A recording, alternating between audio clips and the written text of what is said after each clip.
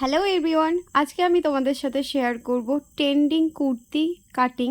খুবই সহজভাবে দেখাবো। তো প্রথমে আমি দেখিয়ে দিচ্ছি, দেখো কতটা কি কাপড় আছে। এটা লাইলিং কাপড়, লাইলিং কাপড়টা আছে 1 মিটার 30 সেমি, আর এটা হচ্ছে মেন কুর্তি পিসটা, এটা হচ্ছে 1.5 মিটার। তো চলো প্রথমে আমি মাপ দেখে দিচ্ছি। তো প্রথমে কিভাবে ভাঁজ করবে দেখো, প্রথমে আমি লাইলিং কাপড়টা নিয়ে নিয়েছি। লাইলিং কাপড়টা কিন্তু মেন কাপড়ের চেয়ে একটু কম আছে। এবার দেখো, এটা দেখো দুটো ভাঁজে ভাঁজ করা আছে লাইলিংটা, তার ওপর দিয়ে আর একটা ভাঁজে ভাঁজ করলাম,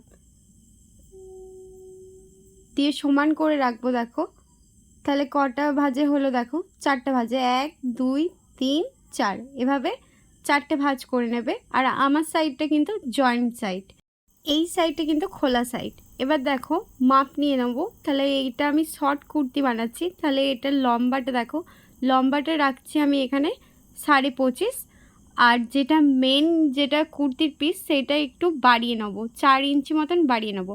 এবার দেখো ওপরের পুটের মাপ নিচ্ছি, পুট নিচ্ছি আমি এখানে 6.5।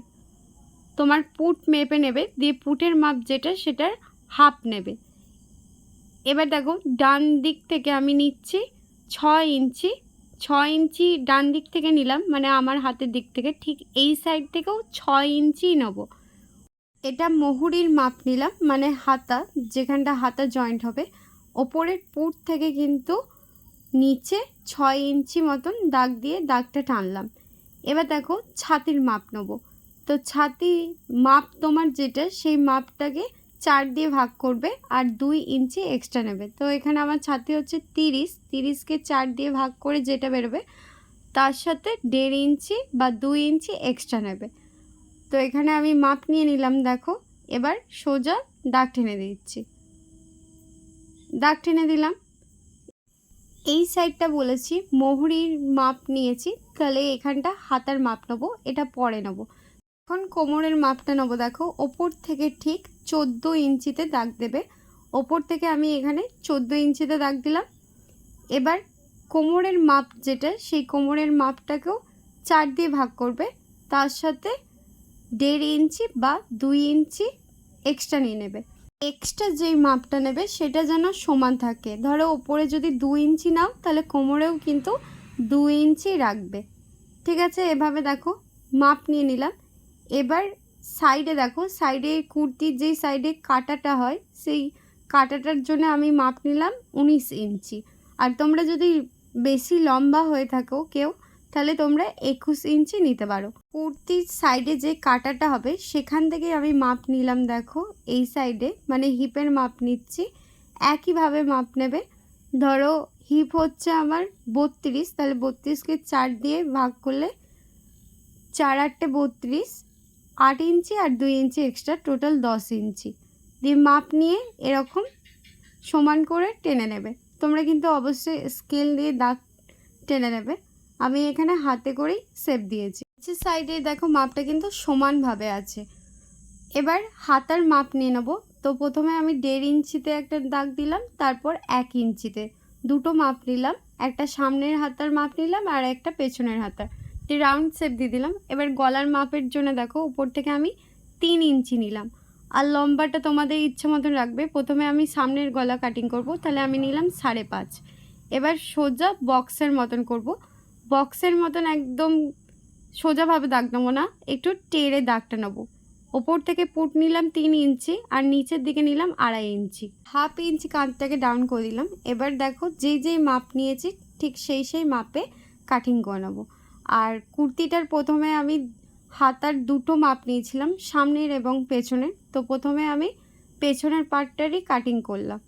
এবার ওপরের দিকে দেখো জয়েন্ট ছিল, সেই জয়েন্ট সাইডটাও কাটিং করে দিলাম, ওপর সাইডটা। তাহলে আমাদের কুর্তির দুটো পার্ট কাটিং করা হয়ে গেল।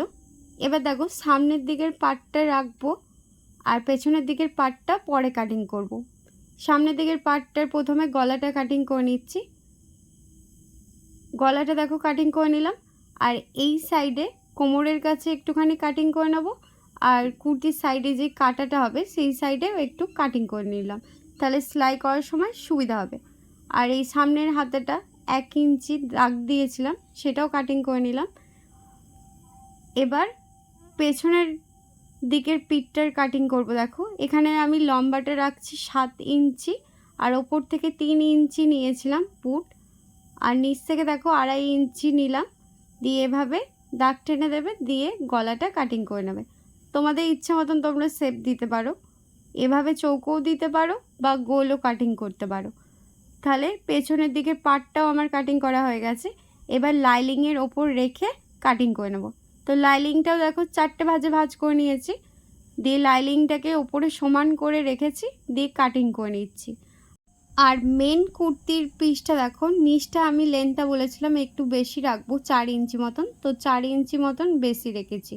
আর সাইডগুলোতেও অবশ্যই কিন্তু 1 ইঞ্চি করে বেশি রাখবে। তারপর সেলাই করার পর কাটিং করে নেবো। তাহলে আমাদের কাটিং করা হয়ে গেছে, এবার সেলাই করে নেব। তো সেলাই দেখো কিভাবে করব। প্রথমে মেন যেটা কুর্তির পিস সেটাকে উল্টো দিকে রাখবে, তার উপরেই লাইলিংটা রেখে চারিদিকে সেলাই করবে। তো আমি সেলাই করে নিয়েছি, নিচের সাইডটা শুধু সেলাই করিনি।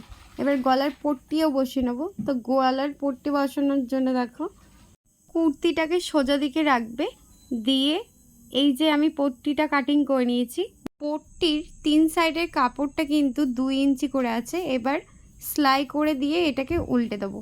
যেভাবে তোমরা পট্টি বসাও সেভাবে বসিয়ে নেবে, দিয়ে এটাকে দেখো হেম করে নেবো। ওটা আমি পরে করব, তার জন্য পিন আপ করে রেখেছি।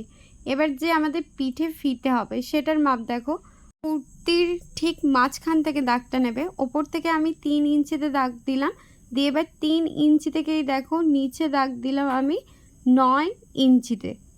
9 বা 8 ইঞ্চির মধ্যে তোমরা রাখবে, দিয়ে এটা আমি সোজা দাগ টেনে দিলাম। এবার দেখো ফিতেগুলো হবে, তার জন্য এই আমার ডান দিক থেকে মাপ নিচ্ছি আমি 3 ইঞ্চি, আর ফিতেগুলো বসবে ঠিক দেখো 2 ইঞ্চি 2 ইঞ্চি করে গ্যাপ দিয়ে দাগ দিয়ে দেবে। টোটাল 5টা হবে, কিন্তু এই সাইডে আমাদের ফিতেটা বসবে না। মাপটা বোঝানোর জন্য তোমাদেরকে দেখালাম, কিন্তু এই লম্বা দাগটা কিন্তু অবশ্যই নিতে হবে। তো অপর সাইডেও একইভাবে মাপটা নিতে হবে। তো কুর্তিটাকে আমি 2টো ভাঁজে ভাঁজ করে নিলাম দেখো। এবার সমান করে এর ওপরে প্রেস করলেই ছাপটা উঠে যাবে। তো দেখো এই সাইডেও দাগটা উঠে গেছে, দিয়ে এরকম লম্বা দাগ টেনে দিচ্ছি। স্কেল নিয়ে তোমরা দাগটা টেনে নেবে। এবার আমি কুর্তিটাকে সোজা দিকে করে নিচ্ছি। তো সোজা দিকে করে নিলাম। এবার ঠিক উল্টো দিকে যেভাবে মাপ নিয়েছিলাম ঠিক সেভাবেই নেব। এখান থেকে দেখো আমি 3 ইঞ্চিতে দাগটা দিলাম, মাঝখান থেকেই দাগটা দেবে। মাঝখান থেকে নিয়ে ওপর থেকে 3 ইঞ্চিতে দাগটা টানলাম। এবার এই সাইড থেকেও 3 ইঞ্চিতে দাগটা নেব ডান দিক থেকে। তারপর ফিতেগুলোর জন্য 2 ইঞ্চি 2 ইঞ্চি করে মাপ নেব। টোটাল 5টা ফিতে বসবে, তার জন্য দেখো 5টা দাগ টেনে দিলাম। একইভাবে অপর দিকেও আমি দাগ দিয়ে দিয়েছি। এবার এগুলোর মধ্যে ফিতে কিভাবে বসাবে দেখো, এরকম ছোট ফিতে কাটিং করে নেবে। ফিতেগুলোর মাপ 2 ইঞ্চি থাকবে, দিয়ে এভাবে দেখো 2টো ভাঁজে ভাঁজ করবে, তারপর ফিতেগুলো বসিয়ে নেবে। তো আমি ফিতেগুলো বসিয়ে দেখাচ্ছি দেখো, 2 সাইডেই দেখো বসিয়ে নিয়েছি। এই সাইডটা জয়েন্ট সাইড, আর এই সাইডগুলো দেখো খোলা সাইড। এবার কুর্তিটাকে উল্টো দিকে করে নিলাম, দিয়ে প্রথমে যেই মাপটা নিয়েছিলাম দেখো লম্বা মাপটা, সেই লম্বা মাপটাকে এভাবে ধরবো, দিয়ে 1/2 ইঞ্চি মতন সেলাই করে দেবো। 1/2 ইঞ্চি মাপেই সেলাই করবে 2 সাইডেই, মাঝখানে কিন্তু সেলাই করবে না। তো 2 সাইডেই দেখো এভাবে আমি সেলাই করে দেবো। তো সেলাই করার পর দেখাচ্ছি দেখো সেলাই করে নিয়েছি কুর্তিটার এটা সোজা দিকে। এবার এই ফিতেগুলোর মধ্যে ফিতে বসিয়ে নেব, আর এই গলার মধ্যে আমি লেস বসিয়ে নেব। তোমরা চাইলে লেস বসাতেও পারো, আর না চাইলে না বসাতেও পারো। তো আমি এখানে লেস নিয়েছি, বসিয়ে নেব। কুর্তির 2টো পার্ট একসাথে কিভাবে সেলাই করবে দেখো, পিঠের দিকের পার্টটা আছে কুর্তির, আর আমি এটা সামনের দিকের পার্টটা নিয়ে নিলাম কুর্তির।